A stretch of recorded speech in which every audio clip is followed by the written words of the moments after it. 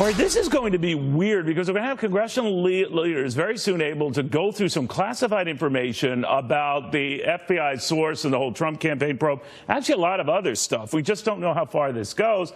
We do know it's meant to sort of quell a bit of a storm on this, and that Republicans say is an agenda, vendetta campaign against the president, to former FBI Special Agent John Iannarelli. John, always good to have you. Thank you for taking the time.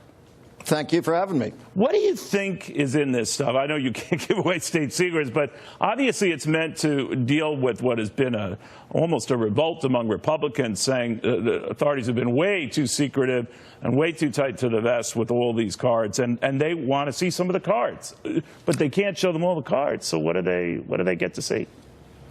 Well, first of all, one of the things they're going to get is reassurance that look at the caliber of who is being used as a source.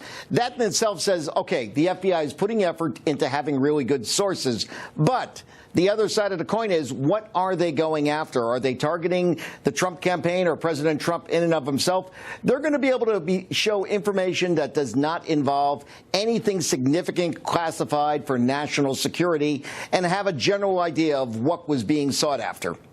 All right, so if you're anyone at the White House, sometimes you can't blame them for being a little paranoid, because it does seem like everyone is out to get them.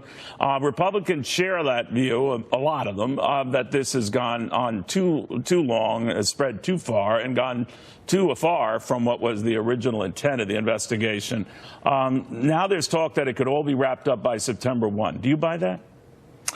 I hope it is, because as it drags on, it's not good for the presidency. It's certainly not good for the FBI. At this point, there's a lot of questions being asked by many people. What exactly was going on there? With this source in particular, even if the possibility of gaining information was valid, the issue is optics. Do you want to put somebody in a position that could make it look like the FBI is playing politics and has favorites?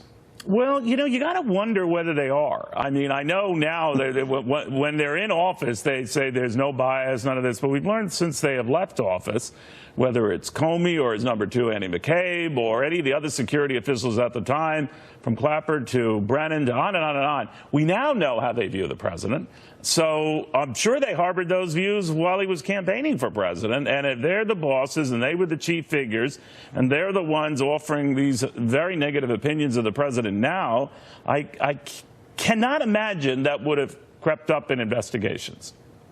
Well, that's exactly what's not supposed to happen. I know, spent 20 plus years. You got to wonder. I know guys like you would just, the blindfold on, but is that possible?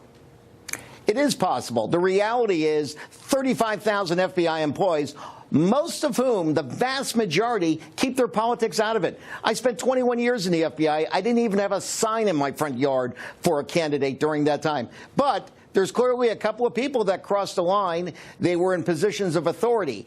That's where I believe it ends. But and Director Wray is doing an excellent job of changing shop up there on the 7th floor to make sure that we have people that keep their biases out of it and look at investigations purely for the facts. That's what the FBI does. Yeah, I hope so. You give me hope, though, John. Thank you very much. John Iannarelli.